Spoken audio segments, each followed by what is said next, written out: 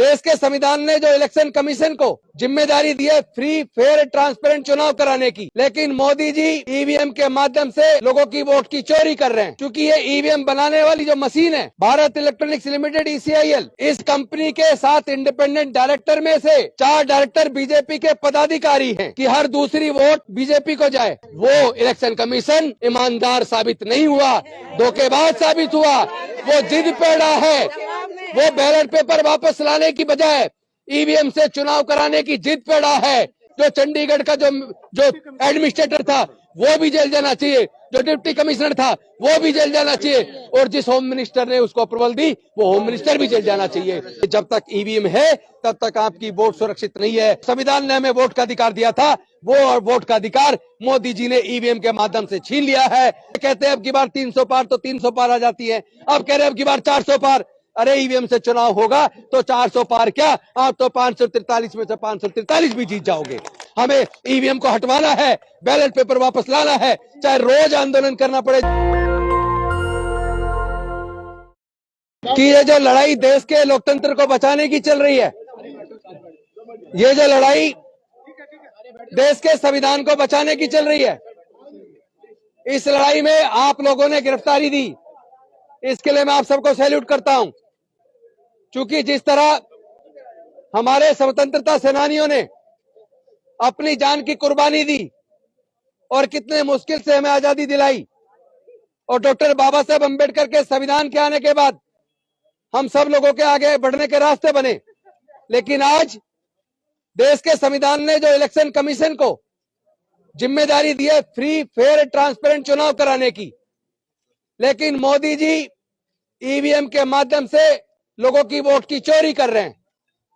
और ये चोरी इसलिए कर पा रहे हैं क्योंकि ये ईवीएम बनाने वाली जो मशीन है भारत इलेक्ट्रॉनिक्स लिमिटेड ECIL, इस कंपनी के 7 इंडिपेंडेंट डायरेक्टर में से 4 डायरेक्टर बीजेपी के पदाधिकारी हैं।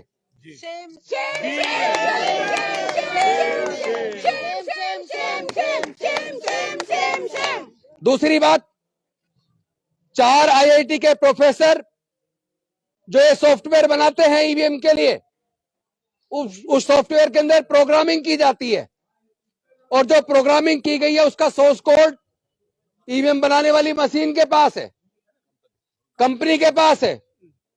और वो कंपनी जिसके 4 डायरेक्टर बीजेपी के, बिल्कुल, तो बीजेपी के डायरेक्टर के बनाने वाली कंपनी के द्वारा निष्पक्ष चुनाव होगा ये भरोसा कभी नहीं किया जा सकता। IIT के प्रोफेसर जो सॉफ्टवेयर बनाते हैं, प्रोग्रामिंग करते हैं, अगर उस प्रोग्रामिंग करते वक्त ये डाल दिया जाए प्रोग्रामिंग में कि हर दूसरी वोट बीजेपी को जाए, तो उसके बाद होगा क्या, चोरी होती कैसे, मैं आपको बता रहा हूं। सॉफ्टवेयर बना दिया, प्रोग्रामिंग कर दी, उसके बाद जब नॉमिनेशन विड्रॉवल की लास्ट डेट खत्म हो जाती है और ये फाइनल हो जाता है कि मैदान में कितने कैंडिडेट बचे हैं, तो फिर एक प्राइवेट इंजीनियर जो आउटसोर्स होता है वो हर चुनाव क्षेत्र में बूथ के ऊपर जाता है, पोलिंग स्टेशन के ऊपर, वो जाके ईवीएम मशीन के अंदर सर्वर के द्वारा वो 2 फाइल डालता है, एक टाइम फाइल और दूसरी कैंडिडेट फाइल। तो जो सॉफ्टवेयर बनाया गया उसमें जो प्रोग्रामिंग की गई, वो प्रोग्रामिंग चूंकि सोर्स कोड उन इंजीनियर्स के पास होता है, उस सोर्स कोड के द्वारा उन्होंने वोट की चोरी सुनिश्चित कर दी होती है डेट, चुनाव की डेट के दिन। और चुनाव के डेट के दिन क्यों करते हैं, क्योंकि चुनाव की डेट के दिन से पहले मॉक पोल कराया जाता है, जिसमें BLA 1 बुलाए जाते हैं। सारे पदाधिकारी जो जो कैंडिडेट चुनाव लड़ते हैं, सभी पार्टी के कैंडिडेट्स के BLA 1 को वहां मॉक पोल के लिए बुलाया जाता है ताकि वो ईवीएम मशीन को चेक कर लें वोट डाल के। तो इसलिए पहले तो चोरी नहीं हो सकती, चोरी तो उसमें टाइम और डेट के साथ फिक्स की गई है। और वो होती ऐसे है कि ईवीएम मशीन के अंदर एक रियल टाइम क्लॉक होता है। रियल टाइम क्लॉक का मतलब है उसके अंदर टाइमर लगा होता है, उस टाइमर के माध्यम से कब उनको चोरी करवानी है, कितने तारीख को, कितने बजे से कितने बजे के बीच चोरी करानी है, ये उस टाइमर के मदद से उसमें फिक्स कर दिया जाता है। तो होता कैसे है, ये मैं एग्जांपल देके बताता हूं। अगर सपोज करो चुनाव 10 मार्च को है, उसके अंदर टाइमर में फिक्स कर दिया 10 मार्च को सुबह 10 बजे से 6 बजे के बीच जितने भी वोट पड़े, 50% वोट बीजेपी को ट्रांसफर अपने आप स्वैप होके चला जाए, तो होगा क्या? क्योंकि मैं पूछना चाहता हूं कि टाइमर की जरूरत ईवीएम मशीन में क्यों है? ईवीएम मशीन के अंदर रियल टाइम क्यों है? इसलिए है जिस प्रकार टाइम बम अगर सेना बनाती है और टाइम बम को किस वक्त कितनी तारीख को ब्लास्ट करना है, अगर उसके अंदर रियल टाइम क्लॉक ना हो तो टाइम बम नहीं बन सकता। आप लोगों को अगर सुबह ट्रेन पकड़नी है, फ्लाइट पकड़नी है, जल्दी उठना है, तो आप अपने फोन के अंदर टाइमर सेट करते हैं, अलार्म लगाते हैं, और अगर आपकी घड़ी के अंदर टाइमर ना हो, क्लॉक ना हो, तो क्या आपकी घड़ी में अलार्म बजेगा? नहीं बजेगा। उसी तरह ये जो ईवीएम के अंदर रियल टाइम क्लॉक है, टाइमर लगा है, और सॉफ्टवेयर में अगर प्रोग्रामिंग करके डाल दिया कि भाई चुनाव की तारीख के दिन सुबह 10 बजे से शाम को 6 बजे के बीच जितनी भी वोट पड़े, आधी वोट स्वैप होकर बीजेपी को चली जाए, तो दुनिया की कोई ताकत आपकी वोट की चोरी को रोक नहीं सकती। और मुझे दुख है, वो इलेक्शन कमीशन जिसको भारत के संविधान ने ये जिम्मेदारी दी थी कि वो फ्री, फेयर और ट्रांसपेरेंट चुनाव कराए, वो इलेक्शन कमीशन ईमानदार साबित नहीं हुआ, धोखेबाज साबित हुआ। वो जिद पे अड़ा है, वो बैलेट पेपर वापस लाने की बजाय ईवीएम से चुनाव कराने की जिद पे अड़ा है। देश के कोने कोने में ईवीएम मशीन ले जाके दिखा रहे हैं, देखो जी वोट डाल के देख लो, इसमें वोट जिसको डालोगे उसी में निकलता है, ईवीएम ठीक है। अरे कभी चोर कोई कहता है मैंने चोरी की है? चोर कभी नहीं कहता मैंने चोरी की है। और दूसरी बात, ये रियल टाइम क्लॉक की वजह से चोरी तो इलेक्शन के दिन होगी ना, उससे पहले तो नहीं होगी, तुम जाके दिखाते रहो।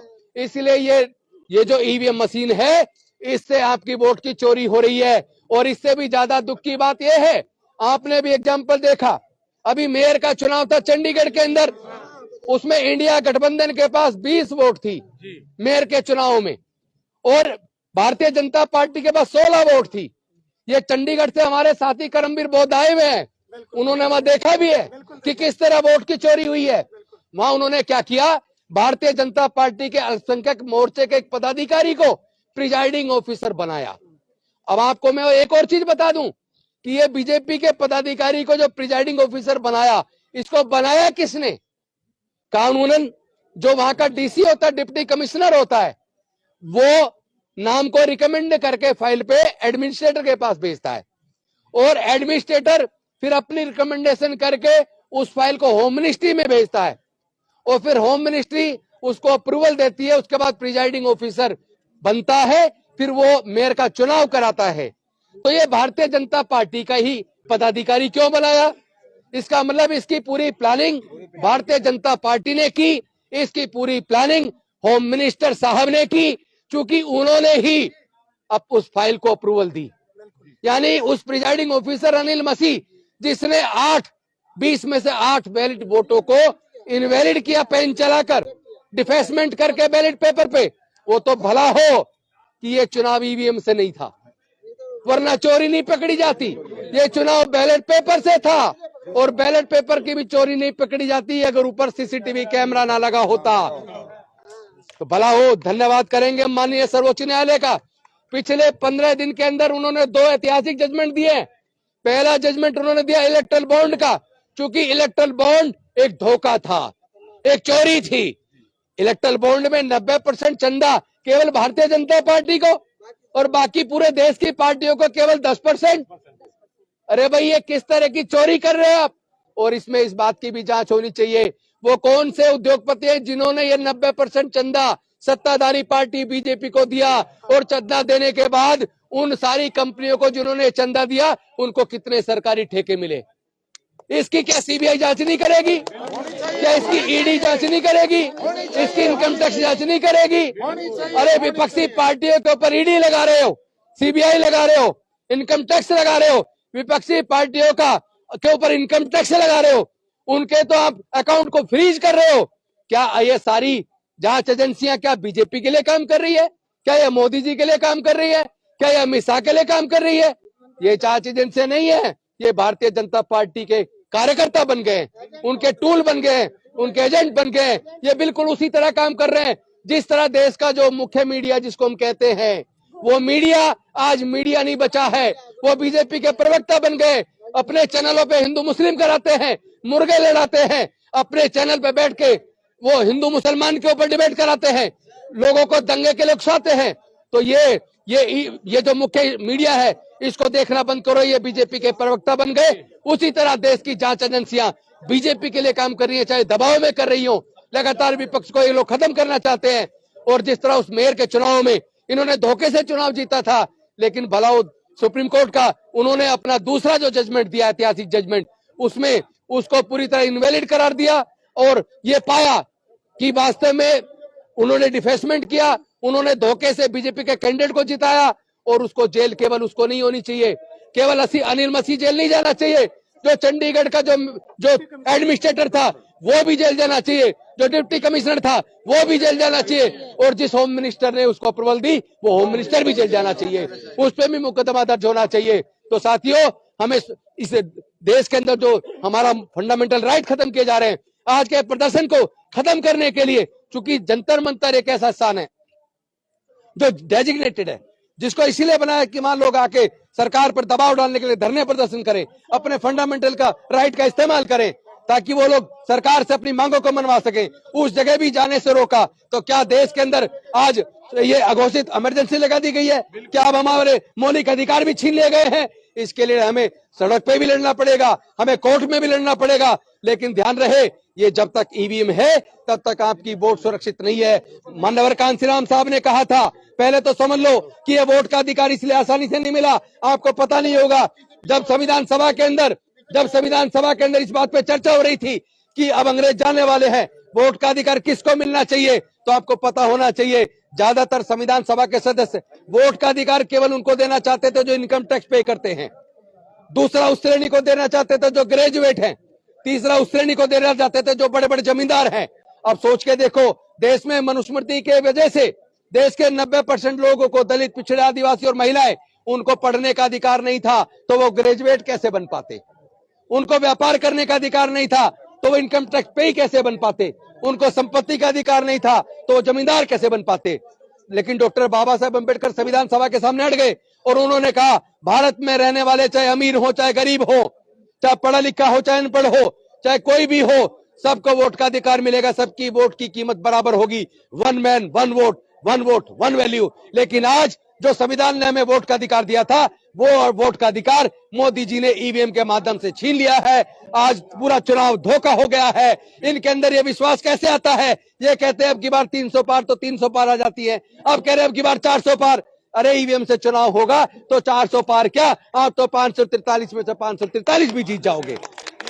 लेकिन देश के लोग, अभी मैं मौका दूंगा इंजीनियर साहब जो विदेश से में बाकायदा सॉफ्टवेयर इंजीनियर विदेश से आए हैं और अब भारत में आके ये लोकतंत्र को बचाने के लिए आए हैं, इन्होंने पूरा डिटेल में बताया है, क्योंकि ये खुद सॉफ्टवेयर इंजीनियर है, किस तरह वोट की चोरी होती है, ये विस्तार से आपको बताएंगे।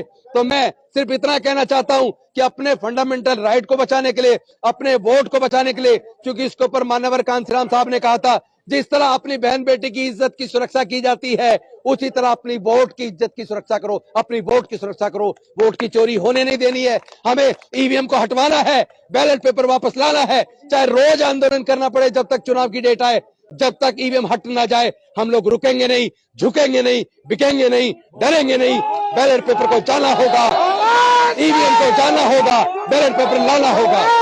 नेशनल दस्तक की आपसे गुजारिश है कि अगर इसको बचाना चाहते हैं तो नेशनल दस्तक को सब्सक्राइब करने के लिए रेड कलर के सब्सक्राइब बटन को दबाएं, फिर बेल आइकन की घंटी दबाएं।